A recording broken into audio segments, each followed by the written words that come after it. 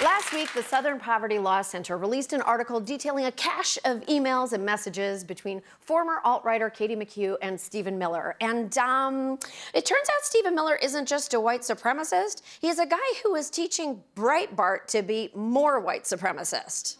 Newly uncovered emails showing how White House senior advisor Stephen Miller pushed the website Breitbart to cover white nationalist content between the years 2015 and 2016. More than 80% of the 900 emails obtained that Miller sent related to race or immigration.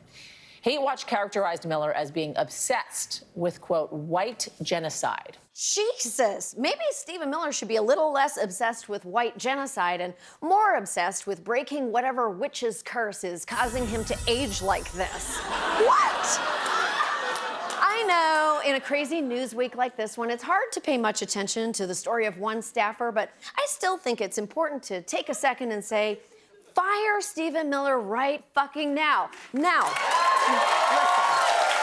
I know that hearing there's confirmation that Stephen Miller is a white nationalist is like finding out that the Keebler elf bakes cookies or Jeffrey Epstein didn't kill himself. It's a big duh. But these emails matter. For starters, many of these emails came from a hotmail.com email address, which is fitting with their slogan, Hotmail, you're old or ashamed. Miller's emails are a panoply of white nationalist talking points. In one email, he recommends a racist French novel popular among white nationalists and neo-Nazis because of the degree to which it fictionalizes the white genocide or great replacement myth into a violent and sexualized story about refugees. It's the only book recommendation that's a bigger red flag than Infinite Jest.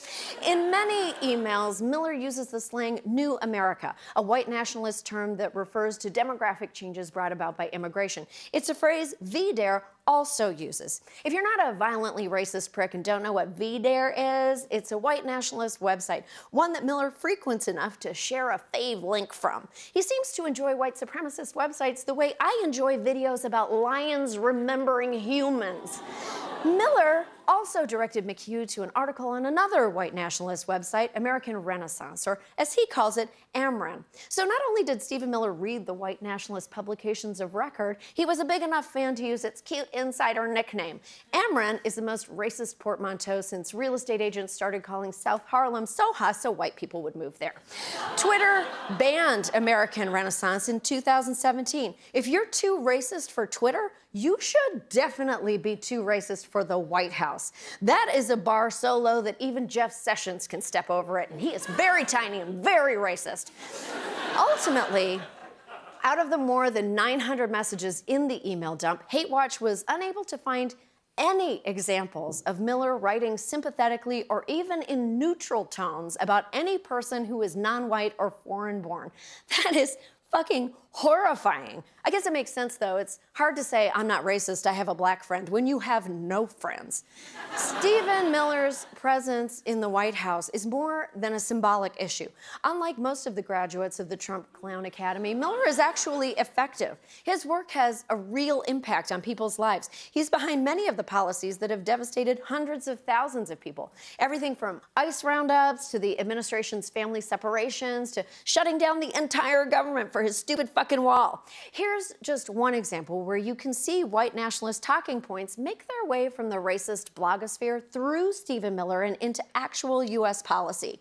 The VDARE article Miller shared attacked temporary protected status, or TPS. That's a special U.S. immigration status for citizens of countries that have suffered disasters.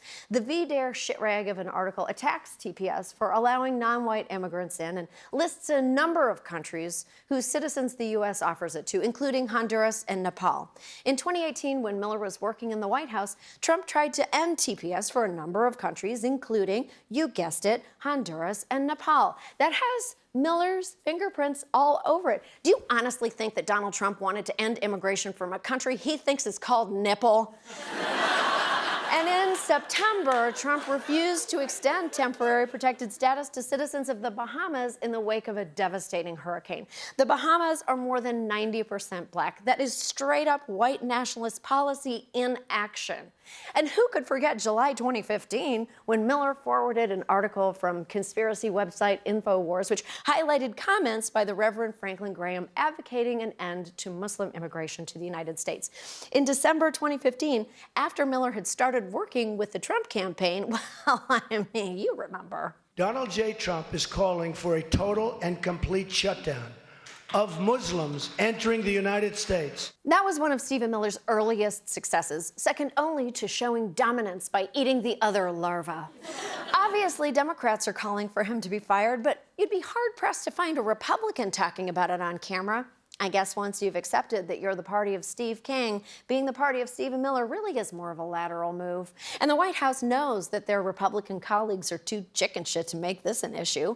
The Daily Beast spoke with 7 senior Trump administration officials, and none of them thought this would hurt Miller. In fact, 2 of them literally laughed at the suggestion that Miller, a white supremacist, could be fired. They fucking laughed. We actually have audio of that conversation. Guys, that was Mick Mulvaney.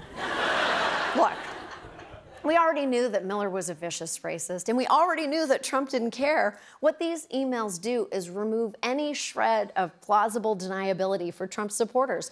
We know now for certain that there is no daylight between the Trump administration and white nationalism. Right now, congressional Republicans are mounting a full-throated defense of this man's boss. Every single one of them needs to publicly answer for that. If we can't all agree that a white supremacist has no business in the White House, then we should probably just turn out the lights on this grand American experiment.